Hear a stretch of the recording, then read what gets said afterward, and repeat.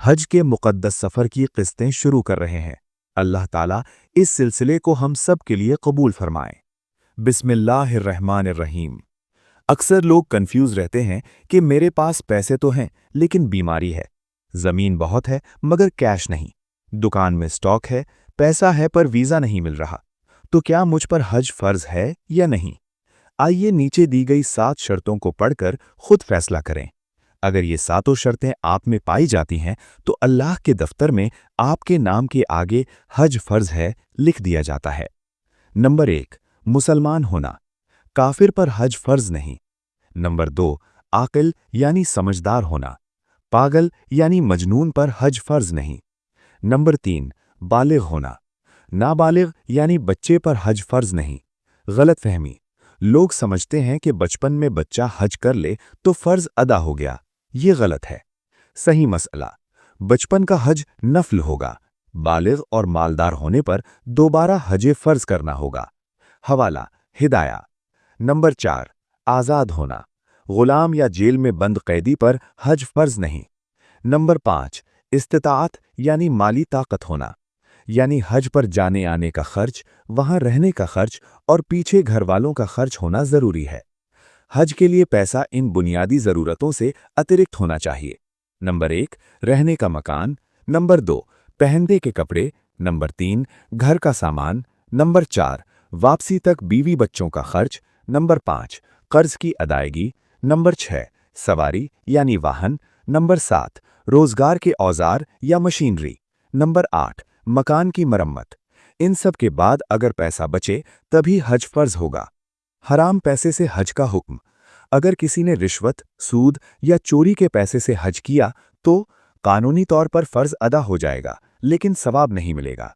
हदीस में आता है कि हराम माल वाला जब लब्बैक कहता है तो जवाब मिलता है ला लब्बैक, यानी कबूल नहीं।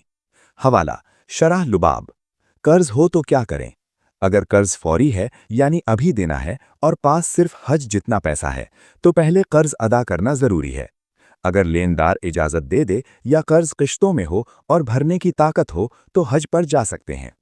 हवाला रद्दुल मुख्तार, फतावा हिंदिया। शादी या मकान बनाम हज, अगर हज के लायक पैसा जमा हो गया तो हज तुरंत फ़र्ज़ हो जाता है। शादी सुन्नत या ज़रूरत है लेकिन हज फ़र्ज़ है, इसलिए फ़र्ज़ को टालना गुनाह है। हाँ, अगर बेटी की शादी बहुत ज़रूरी हो और रिश्ता हाथ से निकलने का डर हो तो शादी को पहले कर सकते हैं। बड़ा बंगला बेचकर हज, रहने का मकान चाहे बड़ा हो बेचना फ़र्ज़ नहीं, लेकिन एक से ज़्यादा मकान हो तो दूसरा बेचकर हज करना फ़र्ज़ होगा।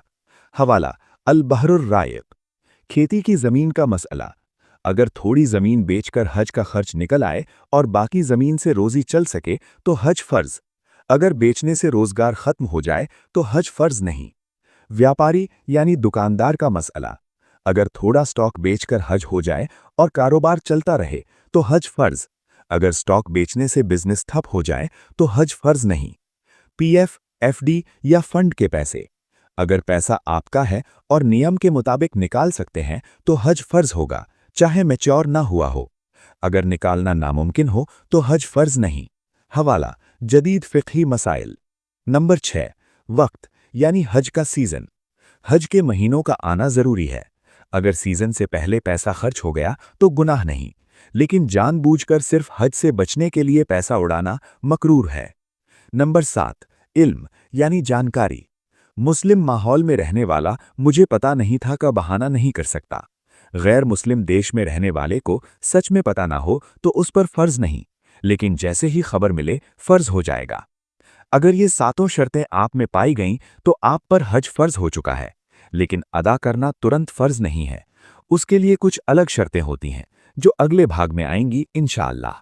जैसे किसी से 1 लाख उधार लिया, कर्ज उसी पल वाजिब हो गया लेकिन लौटाने की तारीख 1 साल बाद तय हुई।